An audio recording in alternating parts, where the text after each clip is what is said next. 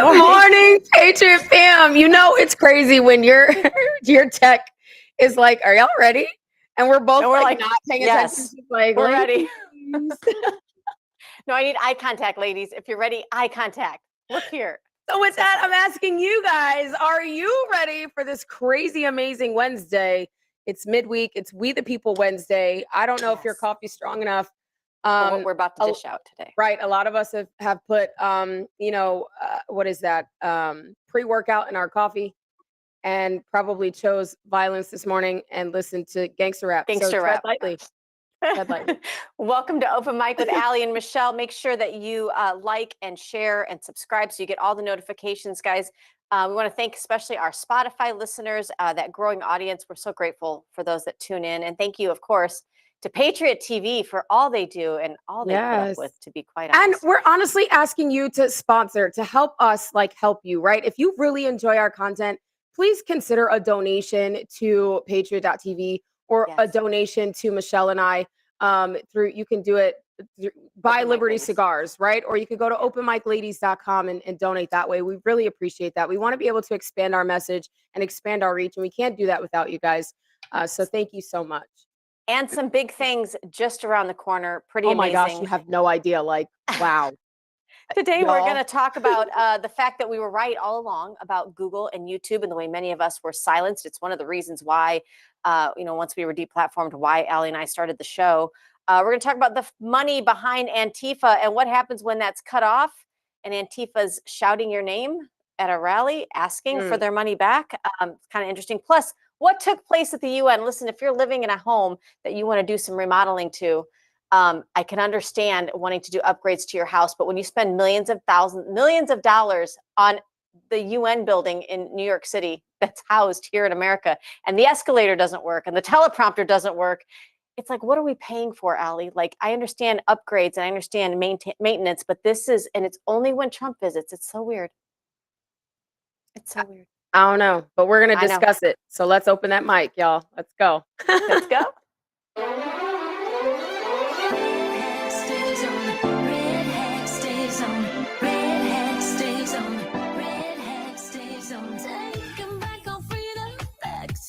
We started, we're wearing our red hat tonight. It takes more than just a feeling. Oh, better be believing in America's gonna be home. What do you do when they try to cancel you? MAGA Nation, we cancel proof. My red hat stays on. My red hat stays on. You know I love God, but in Trump I trust. November 5th, you gon' ride with us. Our red hat stays on. Our red hat stays on. It's the mayor of MAGAville, the RNC King. 2024, freedom gon' ring. Mr. Red, White, and Blue. I'll still fight for each one of you. And keep your red hat on. What do you do when they come for you? Freedom's what you gotta lose. You know, seeing Forgiato blow in the alley. I miss you. I miss you not being right here. When I see Forgiato blow in the rapping there in that video, he was at the memorial that took place this weekend, and he was like, "Why aren't you guys there?" And I was like, "Sorry." But yeah, so he's We're looking shooting for a sponsor video. next time, Forgiato. Just saying. A little louder so he can hear you. I think that's great. I don't know if you noticed, but he's got a new song coming out, and it's talking not only about the state of the country really that we're in, but also the assassination of Charlie Kirk. And he shot part of the video there out in the parking lot with the hundreds of thousands of people that were waiting to get into that venue. So hi, Forgiato. Thank you for letting us use your song. Allie, how are you doing this morning? I want to just check in because I know we haven't really been together in a little while. I know. I think everybody kind of has an idea how I'm doing. I mean, when I mentioned dressed in black out and gangster rap, tread lightly with my coffee, I think y'all kind of know. It's a glorious morning, and I'm just grateful to be alive and here and breathing and to be with all of you. So I think just moving forward, just finding things that you're grateful for. I've actually started doing that with my kids. Yeah. Give me 3 things that you're grateful for this morning. Did you praise the Lord this morning? And then we do devotionals. So it's something new we're doing. And it's working. It's working. That's amazing. That's amazing. I think we've got a lot to be grateful for. One of the first things that I'm going to say, and of course it's politically motivated, that I'm grateful for Obviously. is that we have gotten a guilty verdict against the would-be Trump assassin Ryan Ruth. Of course, this took place here in Florida outside of his golf course on West Palm Beach. Take a look at this. Pam Bondi posted this. She said, it illustrates the Department of Justice commitment to punishing those who engage in political violence. So even though we are hard on Pam Bondi sometimes, I really want to give her credit for seeing this through. She says she's grateful to all those who have worked on this. We're still not seeing some of the accountability that we want to see within the deep state, but we've also been told to be patient. So I guess you and I have to work on our patience. I don't know. Well, yeah, I mean, I'm always reminded to be patient. Patience is very difficult most times. But I do Yes. kind of want to interject a little bit of breaking news, and then I'll give comment Yes. on Ryan Routh. So at least 3 people have been shot at a Dallas ICE facility. The Yes. gunman was quote unquote a sniper. He was on a rooftop and just opened fire. I mean, Kristi Noem, Secretary of Homeland Security, she had mentioned that there were some fatalities, so we're waiting on further news of that. But the increase on ICE agents has been exponential. I think it's up to 700% increase. Well, and let's of not violence forget, towards Allie, ICE.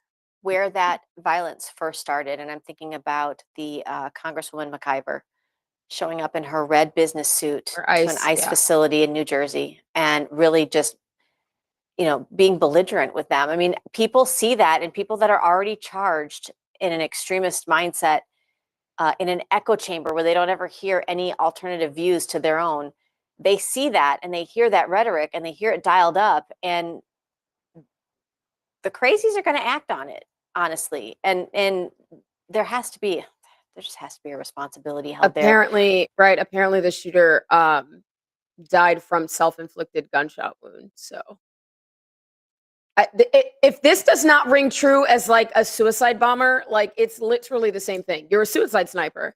This is exactly what this is. You are a suicide sniper.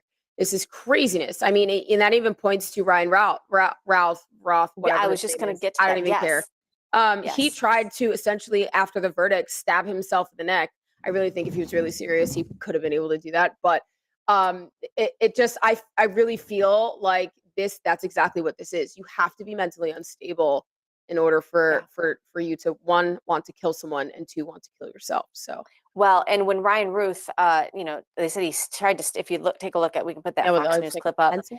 would-be assassin. Yeah, he tries to stab himself in the neck. Of course, this is a court reporter, telling us this with a pen, Allie, after the guilty verdict was read. There's all forms of crazy, and I think we should not hide that. Allie, you said somebody posted. What were you telling me before the show? That somebody posted that by taking out Charlie Kirk, they actually took out the nice one. Yeah, I mean, let's be honest. Honestly, he's better than all of us. He was, and he had the patience of a sloth. You think of Charlie, and I think of the sloth in like Zootopia, where he's in the DMV. That's the kind of patience Charlie had. I mean, you could just come in and like, it was just wow. And kindness, and not everybody is like that. So it was supposed to be like, tongue in cheek, like you need to, essentially tread lightly because you might get your teeth knocked in. Because y'all killed the nice one. We're not nice, is what the message said. Not all of us are that nice. I think most of us are, to be honest with you. I mean, we are, but I did think of there are those that would debate it, but it was funny, tongue in cheek. I'm like, look, Donald Trump was able to get gangsters like hood folk to like come and be like, we rep Donald Trump. Like, it's just, I don't know. So maybe you should just be careful. I'm just saying. I know. Well, and I think the fact that when we saw in 2020 and 2021 after George Floyd, that incident, we saw all these towns and cities and neighborhoods and businesses burning. And then you just contrast that to the political assassination of somebody who was just the best of the best, Charlie Kirk, and how it led to prayer vigils, right? And peacefulness. And even his wife alluded to that, Erica, during the memorial service. We are different. We are not the same. And we will not react the same. And so that is kind of the message Open Mic ladies want to put out there. We won't react the same, but We also will not stand back and allow this to continue to happen. That's why those of us that are running for office are doing so. We're continuing to help candidates, to help campaigns, and to fight for tighter legislation. We'll continue to work and do the stuff that seems to rattle their feathers. I want to talk a little bit about somebody who is doing the work. Thankful for him, Jim Jordan. He introduced a new bill, Allie, that would require American-born citizenship for both not only the presidency, which we already have, but Congress. And this is a good discussion we need to have on the heels of what Ilhan Omar has said about how she actually stands in her leadership position in Congress and advocates for Somalia, her native land. And that's not constitutionally what she's supposed to do, right? No, she's not. And if we have those types of stipulations for president, why do we not have those types of stipulations for all public office? Where do your loyalties lie? Right. And I also believe there needs to be an amendment put through. I wonder who would be able to do that, put that through, which Republican has the spine and the constitutional gumption to put this through. We're waiting on, we're holding our breath. For you. I will support you vehemently.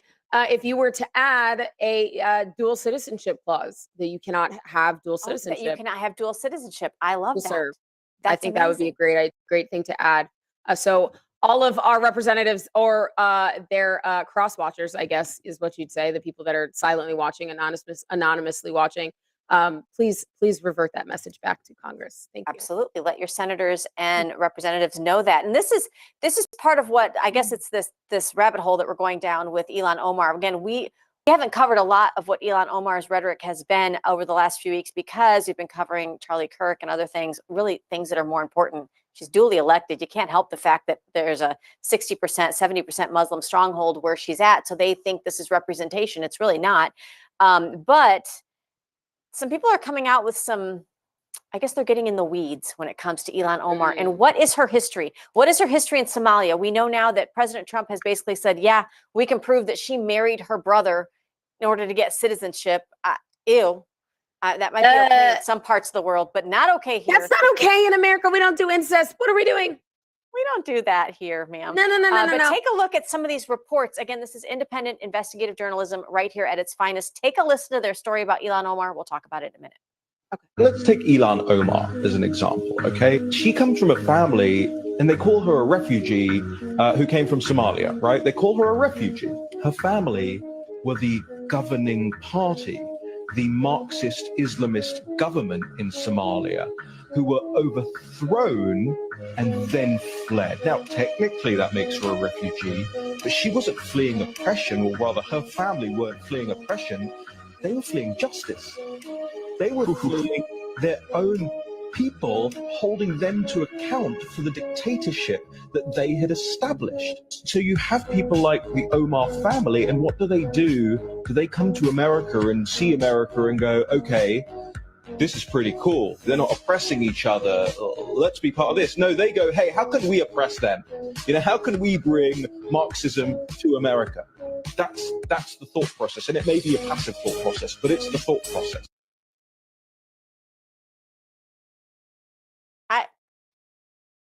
I don't need you here as a congresswoman. I really don't. You shouldn't be able. No wonder why she's And if you look at the government of Somalia, Allie, we said this yesterday, I'm sorry, very similar to Haiti, right? Yep. Just in shambles. So if you have that leadership gift, if you have that anointing, Ilhan, why not stay in your own native land and be a part of the solution instead of coming here and being a part of the problem? You know why, Allie? Well, now we know. We know why. Because she's always been a part of the problem. She's never been the solution. She has always been a part of the problem. And I think we should deport her and send her back. This is why she cries when she's on TV, or she sounds like she's about to cry, or she's like, oh, woe is me. Don't send me back. And she's complaining about Laura Loomer talking to her about, all the things. It's just cry harder and go get yourself back to your country and face justice. Like we're not Switzerland.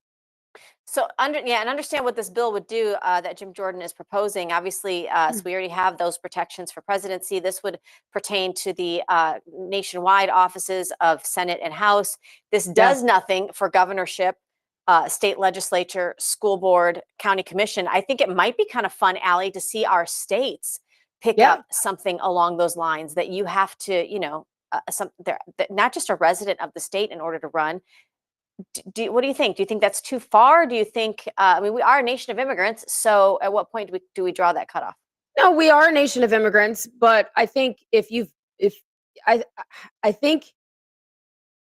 don't think our founders were able to foretell how unchecked immigration would affect America. I mean, maybe they did, because they obviously advocated for, in our parameters, to make sure that the president and was able to have strong borders or whatever. I understand that. But yes, we are a nation of immigrants, but I think you just have to. I know the other side is going to have this argument. It's like so ridiculous. I'm trying to figure out how to argue against it, but It's coming. I don't have enough brain power right now. I mean, because they're going to say, protein. our founding fathers, Alexander Hamilton, all obviously immigrants. We're a nation. Yeah, but they founded the nation, so there's a difference. And if you don't embody those principles as an immigrant, how are we supposed to trust you?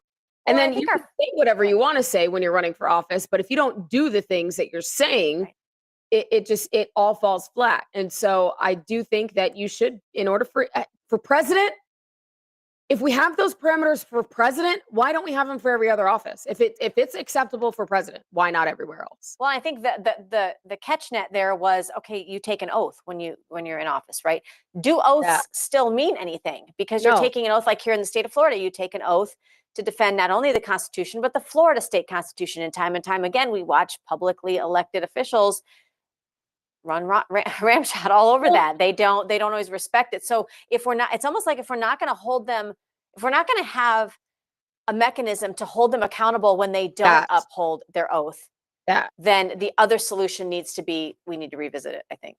Or maybe we just reinforce oath keepers.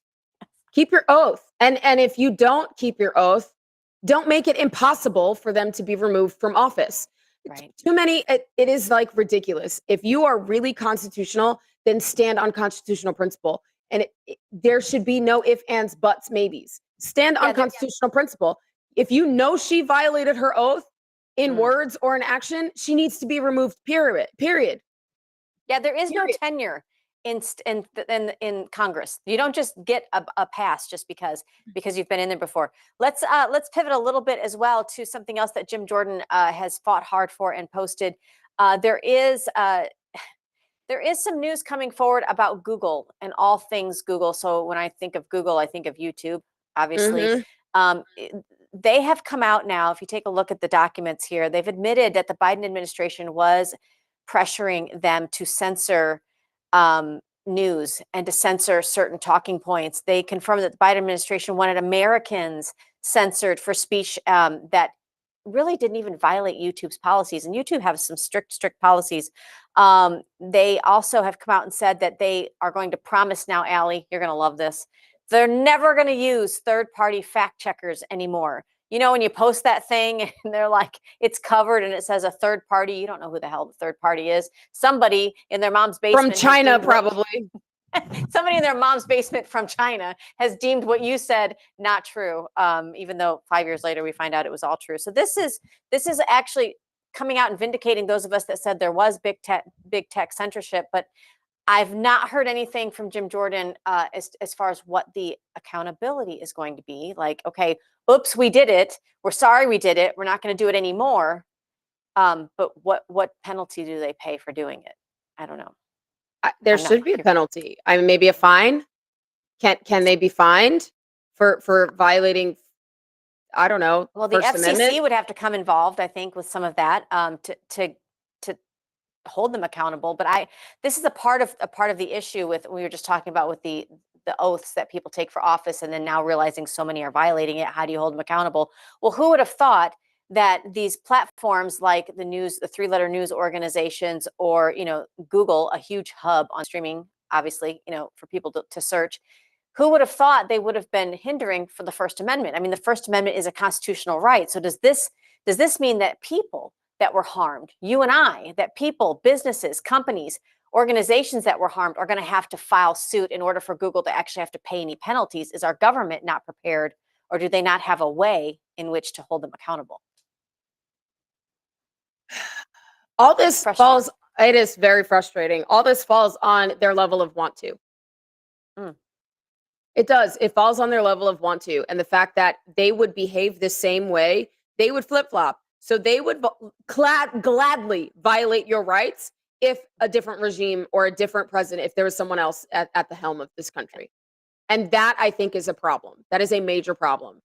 We can fall so fast into communism by how our media responds to pressure from the federal government who decide to violate constitutionally protected rights. Yes.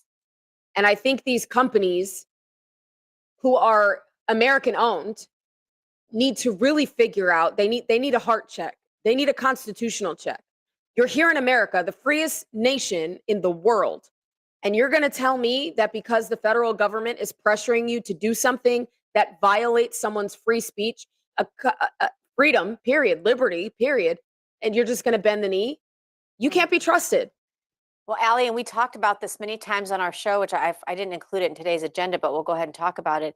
The Smith-Month Act, that Obama repealed, which allowed not only our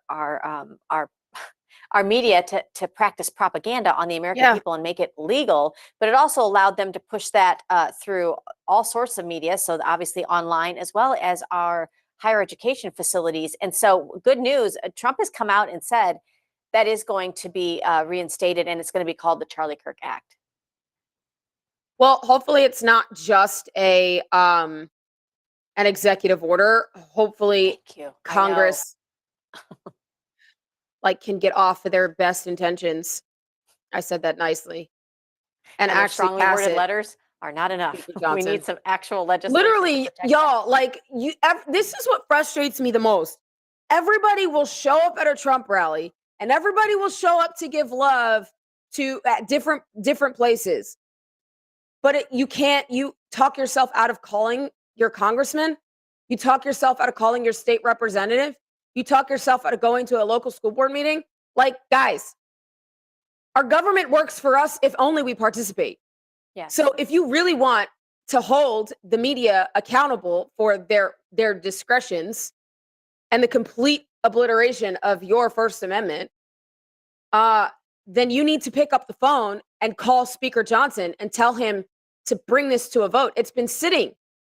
It's been sitting, yes, for months. Literally. I know the representative who put it forward. Yes. It's been sitting. Call him. Absolutely. Absolutely. This is their job. Make sure they're getting it done. They've had a nice long vacation. They're back in their offices now. It's September. It's towards the end of September. Let's get the ball rolling. Let's pivot a little bit, Allie, to talk about something that I didn't really follow this when it happened, the case against Julian Assange. I didn't really follow it that closely, the WikiLeaks case. I don't think I did either. Huh? I don't think I did either. Well, because our First Amendment right wasn't being violated, and we didn't care. At the time, it wasn't until COVID that we realized, oh crap, this is really happening. So he served time.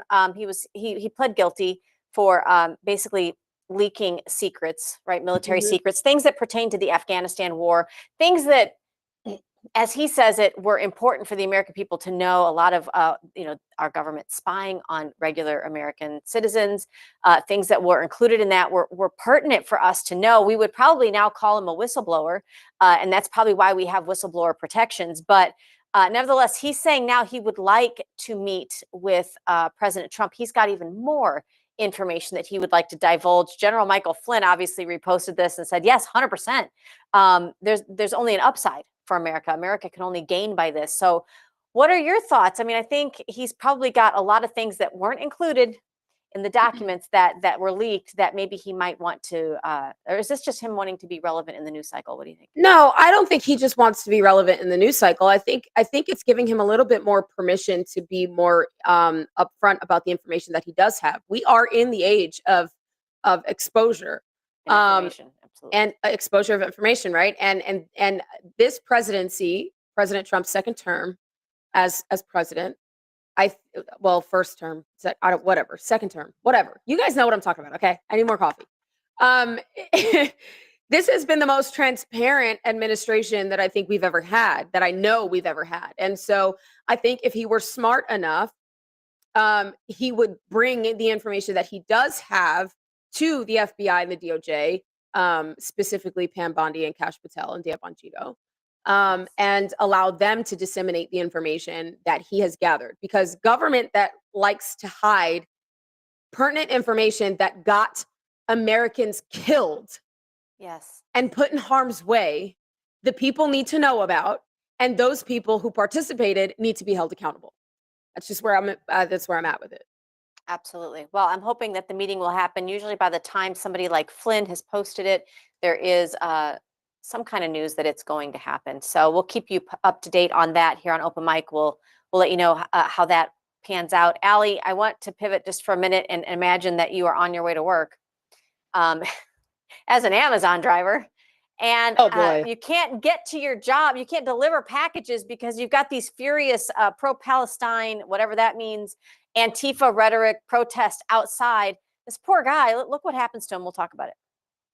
Suck my dick! Suck my dick! Shut up! Suck my dick! Suck my dick! That's why you running! That's why you running! Suck my dick! Suck my dick! Hurry the fuck up! Hurry up! Hurry up! Hurry up! Hurry up! Hurry up! Hurry up! So the cops intervene there, but basically saying, I can't get to my job. You guys, do you all have a job? Can you get out of my way? Can you, I mean, it's a public sidewalk, so obviously you can protest there, but you can see tensions are high all around the country. But working for Amazon is not for the lighthearted, for the faint-hearted. It really is not. You have a very small window to get through all of your deliveries. And if you don't get through all of your deliveries, like, you can't bring the truck back, and then you don't get overtime. Yeah. Like, you have to empty your truck. And so, like, I know someone that worked for Amazon delivery, and they went through their shoes in the first 2 weeks they worked. That's how much they work. It's like, it's incredible. It's taxing work. And when you are literally people are impeding your job, Americans, and I posted this, Americans don't care about Palestine. They don't care about any other country. They care about what is happening to them right here, right now. They care about how they can pay their bills. They care about if they have a roof over their head. They care about what kind of, if they're going to be able to eat today and getting their job done. That's what they care about. They don't care about anything else. Nothing else. And that's exactly what he says, Allie. He says, I don't care about none of this. I'm trying to do my job. That's it. I'm trying. I just want to do my job. Like, all of you should be having a job. What do all of you like? And that was his question. Yeah. I just had a Tom Lapley. I was like, I need to dial that one back in. Did you just? I did. I did self-censor. I was gonna say, are you like? You know what? I'm gonna say it because it's open mic. Are you on the teat of America? Like, are you? Because you're not working. So the people that I'm working. And because I pay taxes, I'm giving you the ability to protest for a country that would probably throw you off a roof. Yep. So I don't understand. What is America going to do for Palestine? Absolutely nothing. There's an ocean between us. Nothing. Well, and this is all obviously because, and we'll get to this in the second segment, because of what was taking place at the UN. There is a vote, which, by the way, why are we housing the one organization that wants to see the demise of America on American soil? Well, that's a whole nother, we'll peel back that onion layer one by one. But Allie, of course, we know the funding of Antifa and these protests. And again, they just do costume changes, guys, whether they're protesting Antifa today, or they're protesting border security tomorrow, or they're pivoting and protesting trans activism. Whatever that, they're just changing costumes. It's all the same beast. And here they are realizing that because he's under scrutiny, the Soros family, both George and Alex Soros, for their ties, not only with funneling USAID funds into these protests, and quite literally funding Gavin Newsom. Yes. Well, I just sent you all of that. We'll talk about it tomorrow. Thank you. Well, now they're being shown, okay, some of the funds are being cut off. So they are chanting, take a look at this, what they're chanting. Soros has my money.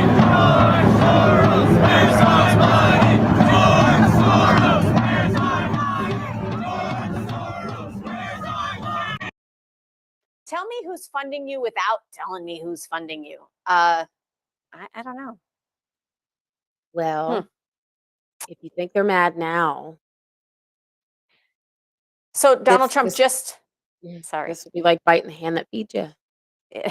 Donald Trump Gotta just keep signed an feeding it. order, an executive order designating Antifa a domestic terrorist organization. Again, an executive order is going to do us no good past 2028 if we don't win that election too, or have a really strong conservative seated. All these executive orders mean nothing if we don't codify them into law. That's why it's important to call Speaker Mike Johnson. You know what, Allie? Maybe tomorrow we just need to have another call session. Yeah. You know, we'll call Speaker Johnson. We'll call the representatives. We'll just do it live on the air like we did before.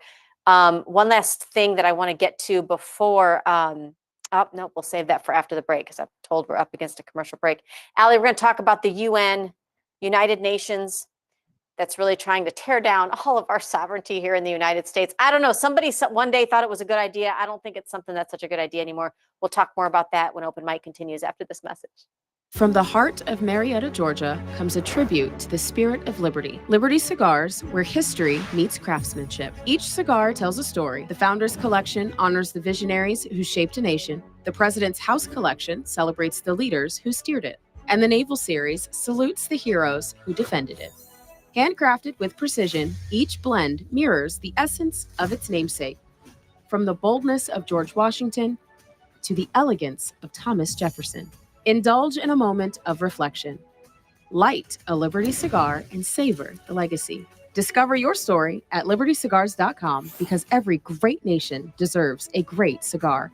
Liberty Cigars, smoke the history. And don't forget to use promo code OpenMic for 10% off your order. Gold IRA companies are a dime a dozen, especially in conservative media. We vetted out 34 companies and chose Augusta Precious Metals. With the lowest across-the-board spreads in the gold IRA industry, Augusta saves Americans thousands of dollars. They are the only major gold IRA company that has zero complaints from their customers. Zero. None. Augusta Precious Metals does not have commissioned sales reps, which means their goals are aligned with yours. They were the only gold IRA company that demonstrated integrity and transparency without using gimmicks. The informative one-on-one web conferences by Augusta Precious Metals answer all of their customers' questions before they make a move. If you're ready to learn about protecting your wealth and retirement with gold and silver, request your free gold guide from Augusta Precious Metals today. Visit patriot.tv/gold. That's patriot.tv/gold today.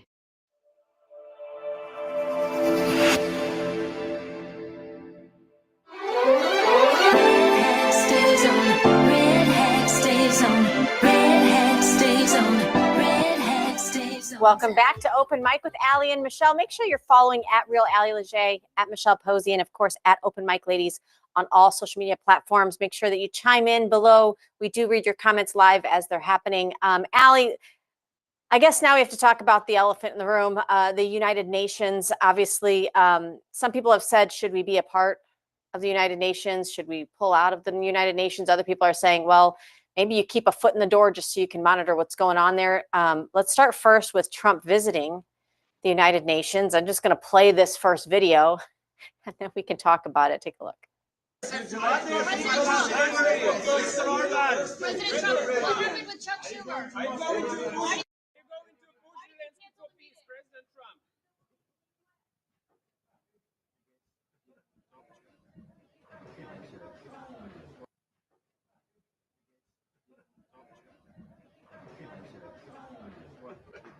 Oh, it doesn't work. President Trump, Schumer. We can bring it back. So they're entering, him and Melania are entering the United Nations building. They get on that gold escalator. It shuts off. Well, and I know immediately, like having that, like that jolt of fear almost come on you because I mean, her husband has been shot at. Yeah. And, you know, with the last, 11 days, you know, we've seen so much violence. I mean, they took Charlie Kirk. So like that fear, I think, may have been like initial. And then she's like, you know what? It's nothing. It's just an escalator. Breathe. And just walk up the stairs. That's crazy. It's crazy. For and a there are building people, that when we give them, so we give them like $13 billion, don't we? yeah, enough to UN? fix a freaking escalator. I'm Right. saying, like, maybe, I don't know, carry her up the stairs. I don't know. But It's then a freaking again, first we lady. still have schools that here in even anywhere really that's like $8,000 per child, and none of the water fountains work. So maybe it's a We've got national schools problem. here in Florida that the air condition doesn't work sometimes. It's really awful. So I want to play this little piece of Jesse Waters' commentary on this from Fox News, because he really dials this in. Not only did the escalator not work, but Trump's teleprompter ended up not working. Trump handled it beautifully, but let's take a quick listen. Daddy's not happy. He came to the UN today and it was a total mess. Everything was broken. The escalators weren't even working. Trump and Melania were riding it up and it just stopped. The First Lady lost her balance a bit, but steadied herself, thankfully, and then marched to the top. She could have been hurt. And the president looked over at the press and knew something was up. At first, we thought the escalator just malfunctioned, but then so did the teleprompter. I don't mind making this speech without a teleprompter because the teleprompter is not working. I feel very happy to be up here with you nevertheless, and that way you speak more from the heart.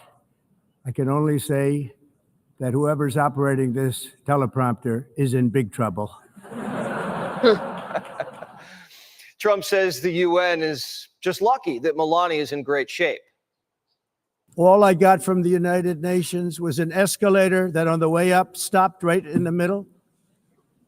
If the First Lady wasn't in great shape, she would have fallen, but she's in great shape. We're both in good shape. We both stood. And then a teleprompter that didn't work. These are the two things I got from the United Nations: a bad escalator and a bad teleprompter. We could bring it Thank back you to very stuff. much. Thank you. Well, the teleprompter eventually fixed itself. But boy, don't ask Trump to speak about something that he's passionate about off the cuff, because he will dish you a lash. It's his wife, for crying out loud. I mean, look, it's not easy going anywhere in 9-inch heels. I'm just saying. I don't. And need to a reason have, to I trip. like that he allowed her to, like, he put her first, obviously, because, you know, that's what men are supposed to do. You got to, you know, be behind her. You know, when your woman is going up the stairs, one, especially if she's wearing a dress or a skirt, you don't want anybody looking at her butt, right? And two, just to make sure in case she falls, like, you got her back. So I love that President Trump is a man and knows how to be a manly man. But this, it almost feels personal, and I could kind of understand that when it comes to Trump. But his speech was just incredible. Girl, I know we're going to cover more of it, so I'll get. No, you just let it. I love that. Let's go ahead and play a portion of his speech. It was a very long speech, and then we'll talk about it here. Take a look. Problems it should. Too often, it's actually creating new problems for us to solve. The best example is the number one political issue of our time, the crisis of uncontrolled migration. It's uncontrolled. Your countries are being ruined. The United Nations is funding an assault on Western countries and their borders.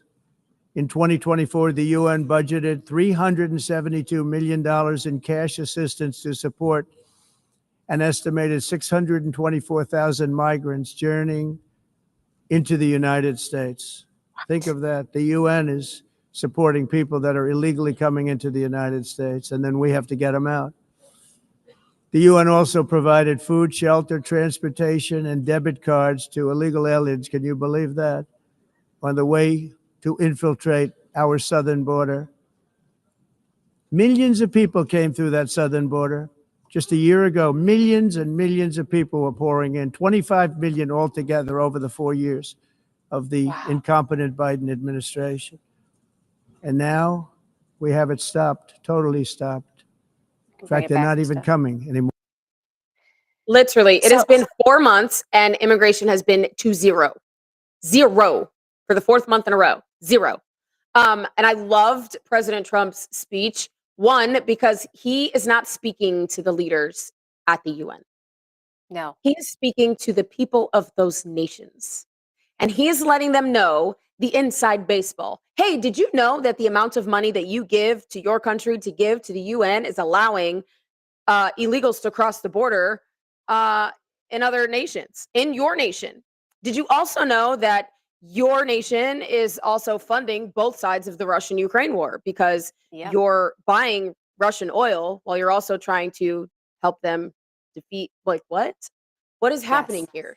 So, Well, and he's daring the representatives of those countries to not do anything. I dare you to not do anything. Watch how your people react to it. And we'll help you if you decide to help us, right? If you want to stop the immigration, we'll help you. So he's pleading to the people of those nations, and I don't think Well, and I many think- people pick that up. And that's wonderful, Allie. I think there's a big plea going out to the American public too, and to the American people who will watch this over and over again. Wait a minute, my tax dollars that go to help now support what we have here in this country with trying to support the illegal migrants throughout the Biden administration. Wait a minute. So the UN that we largely contribute to financially, that we give prime real estate to in New York City, is also funneling money to help bring people illegally into this country that has given them, again, prime real estate in New York City. It's a catch-22 that you just can't make up. This is something that was so well thought out and planned by those who seek the demise and downfall of Western civilization. Because again, without our freedom-loving country, without our Constitution, without the United States being the shining beacon on a hill, communist socialism runs ramshot over everything. We've seen how that happened throughout Vietnam. That's exactly what takes place when you don't have a freedom-loving country and freedom-loving people fighting for that. Listen, people told us, Allie, you and I mean, they tried to tell us, but that this idea that the UN had this agenda called replacement migration, that the UN was funneling money to that to bring people across not only our borders, but you see it over in Europe as well, to destabilize those areas that we were just, it was a conspiracy theory. Let me show you Exhibit A right here. Okay, this is paperwork directly from the United Nations. This is their plan for replacement migration. The important part of here, as you go to 177-page document, and because I don't largely have a life, I have thumbed through it. Page 19 is the part that it gets to the English language, because they're nice enough to print this in every single language for the 14 countries that are represented there through the United Nations. They talk about, this is how they wrote off being able to spend hundreds of millions of dollars funneling people across the border illegally. They said, you know what? It's our solution to a declining and aging population. So they statistically looked at the ages in each of these countries and whether or not the ages were declining, never mind the fact that there's poison in our food, there's poison in our medicine, there's poison in our vaccines, never mind all of that. We're not going to look at that at the United Nations. We're going to think that the way that you fix that is you usher in more people through open borders. They went through and actually, tell me that this does not sound like some kind of perverted eugenics, okay? They went through each nation and said, this is how many Italians we think there should be. So if this is how many Italians we are comfortable thinking there should be, and we need less, then we're not going to pour people into Italy. But if we want more, then we're going to, it's like I'm watching Frankenstein all over again in a 177-page document that you yourself can go look at. It's on UN.org. They're not even, they're so brazen, Allie. They don't even hide what they're doing. It's crazy. It's there. The information is there if you go look for it. I mean, it's the same thing when we talk about Tylenol. Tylenol, somebody just found a screenshot. They screenshotted a post from Tylenol on X that was posted in 2017 that said, we do not recommend taking Tylenol while pregnant. Then if you actually read the insert of the medication of Tylenol, it literally says by Tylenol that studies has not confirmed that it is safe to take our medication during pregnancy or breastfeeding, but consult with a physician. Newsflash, your physicians don't know. And the physicians were saying alternate Tylenol and Advil or Motrin. That's what I've always been told. Alternate. That way you never have pain if you alternate them every two. I mean, it's crazy. Allie, I don't want to let the UN off this easy. No. Okay, because there was a big vote that took place through the UN, through United Nations. What they were voting on, we'll talk about this because there's been some discrepancy depending on who you ask. What was part of the policy? Basically, it was to decide if we're going to recognize a Palestinian state. Again, this is land that belongs to Israel. It's always been Israel's. However you feel about that, I'm not interested in debating with you. I'm just telling you the facts are that they wanted to create a Palestinian state. So you've got these 14 nations that are not permanent nations, by the way. They're temporary because if you mess up, the UN kicks you out and will bring in another country. And then there are 4 to 5 permanent countries, the United States being one, and probably because we're your largest funder of the United Nations. So they're having this vote. I want you to take a look because we actually have a proxy that was sitting in for Mike Waltz, who is our UN ambassador. She's a firebrand. But take a look at the vote, and then we're going to talk about it. Will those in favor of the draft resolution contained in document S/2025/583 please raise their hand?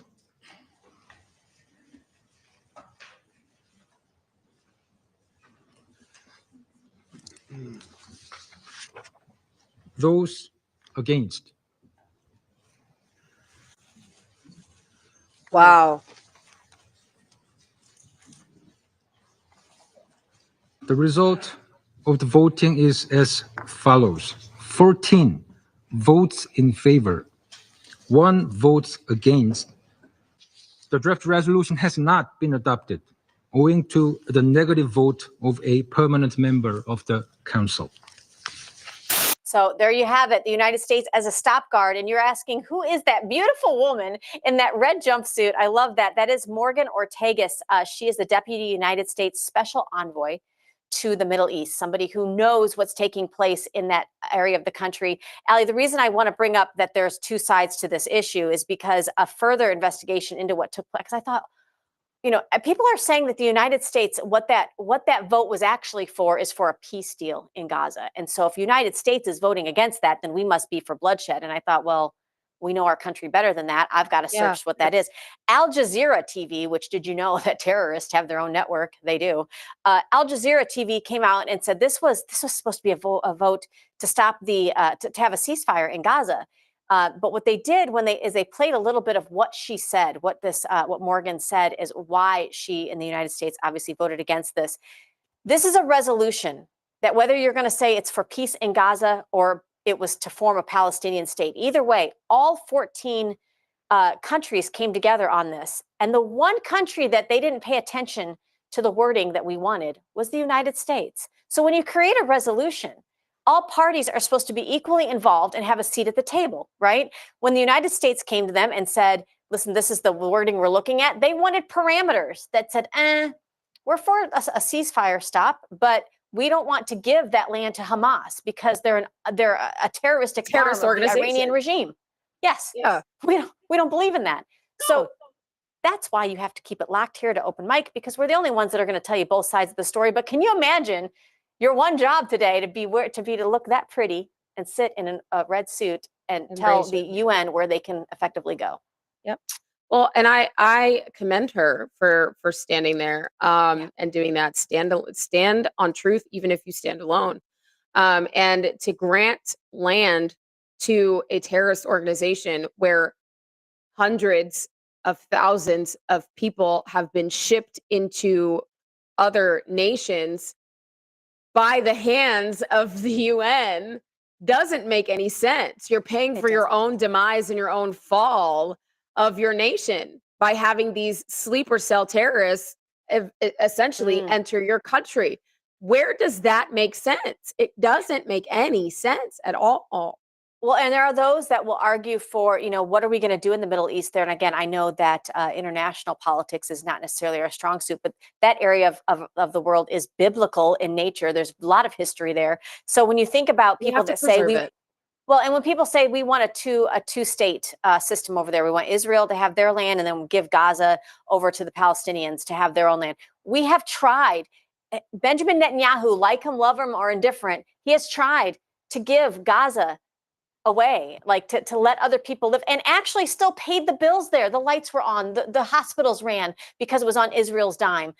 It didn't work. Actually, what happened is they had more terrorist activity and terrorists coming into Israel in and out. So it's like, when you invite somebody into your home and you're like, okay, you're going to pay the mortgage, you're going to keep your room clean, and you're going to do this and that, and then they don't, it's like, I'm sorry, no, you don't get to just continue to take advantage of that. So, I mean, I And know to we're be going to make enemies on that, disrespectful.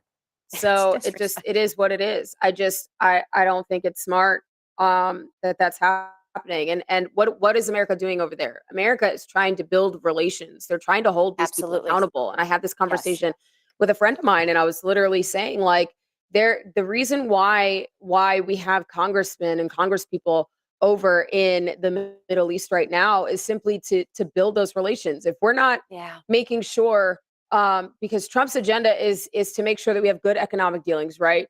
And to make Right. sure that we're keeping an eye on these governments, especially Yes. governments like Syria, where they have just gotten out of a war, a civil war, and they have installed a new president, new prime minister, all these things. They want to be able to, hey, look, we're watching you. We're paying attention to what's happening. These are our parameters. We need to make sure that you're following them, because if we continue to do that, not saying that we're the police of the world, but making sure that we have a heavy presence. And we know that President Trump doesn't play. He literally obliterated Iran's nuclear facility, like literally. All three of them. Yes. All three, Yes. completely gone, wiped off the map. He does not play. Yeah. And it is important that we have players within the administration that are willing to go to these war-torn nations, these civil,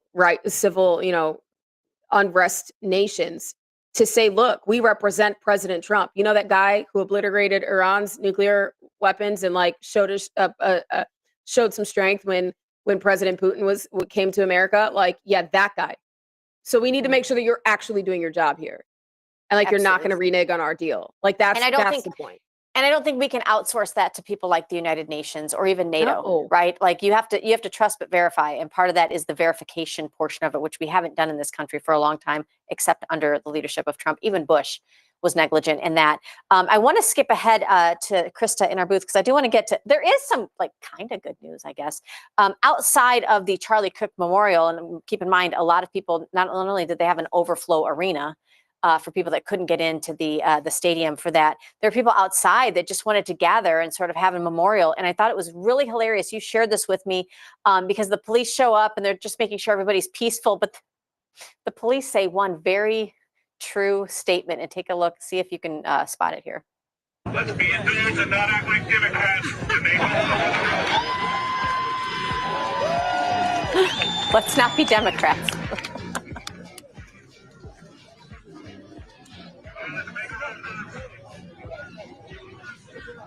Bring it back. Yeah, so the cop says to the and not act like Democrats. Let's be adults and not act like Democrats. I mean, it's very true. It's very true, Allie. We handled that much differently, and not to say that we're not equally as hurt and angered, and but I think our niceties from being conservative or being on the right or even being Christian, the niceties sometimes get mistaken for naivety, and that's not the case here. I think that we were raised to be good people, and maybe you don't murder people. So I like that the cops could see that as well. I want to end on this this video that it's an older video of Charlie Kirk. He's talking to predominantly senior citizens, and I know a lot of our viewing audience are those that are either retired and at home during the day, or they've got little ones, and so they're home during the day. But he's talking about the Democrat Party, specifically labeling some in this particular community that he's talking about as domestic terrorists. And for what, you might ask? Take a listen to Charlie Kirk. You're living through a moment where this is the most consequential historical climax since the American Civil War. That's not BS. That's not spin. Yeah, this is 1776 Tea Party. Yeah. And it's a question, right? And I have no idea if we're going to win or not. So yeah, you have a thought? Why did we go on the offense? We're trying, man. Why? So that's a good question. I like what you're the only one that I see. Well, it's because thank you, and I'm not the only one. But let me tell you why. By the grace of God, I am not in federal prison. By the grace of God, I'm not indicted. That's not a joke. That's what these people do, okay? Well, look, you're right. And I pray for me every day and pray, and you should, because there's only a few of us that actually play offense. James O'Keefe plays offense. Yes. Well, what happened to him? They removed him from his organization. He's under criminal investigation by the FBI and the Westchester DA. Steve Bannon plays offense. He's going to go to federal prison next month. Tucker Carlson plays offense. They took him off air. Any player that plays, Donald Trump plays offense. He's facing 600 years in federal prison. That's why we don't play offense. How about this? We have 16 literally amazing senior citizens that have done such good for our country in Michigan that are facing the rest of their life in prison because they signed a document to become an alternate elector. To become an alternate elector. Most people don't even know about this story. This story was buried. I'm going to talk about this tonight. These are 16 senior citizens. I'll tell you about Rose Rook, 81 years old, from Paw Paw, Michigan. She signed a piece of paper to become an alternate elector, her constitutional right with historical precedent. She's facing 120 years in federal prison. 81 years old. She has $30,000 to her name, and her husband died 10 years ago. And the Michigan AG is trying to show her as a domestic terrorist. She can't defend herself. The whole weight of the world is the cruelty is the point. We are dealing with savages. This is not normal. This is ultra revolution time. Like, they are eating the country from within. The problem is they preempt us against offense, but that is not an excuse. We all have to play offense. We have to take the initiative. Bring it back, Krista. But here's the thing. We have to take the initiative to play offense. I mean, how often do we say that? You and I, how often do we say that? Yep. God, and it's hard. Allie, I think the reason I wanted to end on that is because it should, first of all, it should ignite something within people that are actively involved, or those that are not, to want to get actively involved, but to not wait for a party that may come along, such as the Republican Party in name, right? Like, we have to remember that people like Charlie Kirk, you look at the names that he said there, James O'Keefe, Steve Bannon, Tucker Carlson, all people that did not wait to just jump on a bandwagon of a party platform, but to go out and do the job and do the work little by little by themselves. And of course, yes, the party ended up really respecting and admiring them and realizing, wait a minute, we should have just brought you in the first place. But it's this idea of playing offense, always knowing what's the next move you're going to make, irregardless of what the outcome is, instead of always playing defense. But what he says here is the reason why we haven't in the past is because the punishment that they try through lawfare or through assassination, the punishment that they try to leash on you is what they use to stop you, the way that they punish you. And I think really people are fearless at this point in our life, don't you think? Even after seeing what happened with Charlie Kirk, I think I'm seeing this new fearlessness. And Allie, it's mostly with our young people. It's mostly with our young people going, I'm not doing this anymore. No. I'm going to use my voice. I'm going to speak out. Look at the amount of chapters being started from Turning Point USA across the nation. Right here in Sarasota County alone, we've got a Turning Point USA chapter now in every high school. We've become the new headquarters for Turning Point USA here in Sarasota County. Us, Allie and I, because we're not playing defense anymore. We're playing offense. And I think it's inspiring to see. Absolutely. Well, this is why this is yes. All it takes is for you to say yes. And say, no, I'm not doing this anymore. Yes, I will stand in courage. Courage is contagious. And when you take somebody's, literally an entire generation's big brother was taken from them. Yeah. You have no idea what you just woken up. And I said this in a space too, especially with Erica. The fierceness in her eyes and the steadiness in her composure, they have no idea what they just did. Mama Bears unite, that's all I'm gonna say. Amen. And that's why you tune in every Monday through Friday, every day, 10 a.m. Eastern, right here for Open Mic, because we'll never go silenced ever again. Allie, I missed you, girl. I know you'll be in studio Friday. We should probably let our audience know. On Friday, we're going to have Ivan Raiklin joining us again for the second time. We're going to have a bit of a memorial here on our show for Boone Cutler, one of our freedom warriors who we love and adore, who passed away last week. And just want to make sure we keep his memory alive for those that have fought the good fight. So guys, make sure you don't miss Friday's show, but we will see you guys tomorrow. Till then, get out and do something good. Make sure that you stay involved in your community. Love ya. Bye. What do you do when the gas is high? Inflation's up in the sky.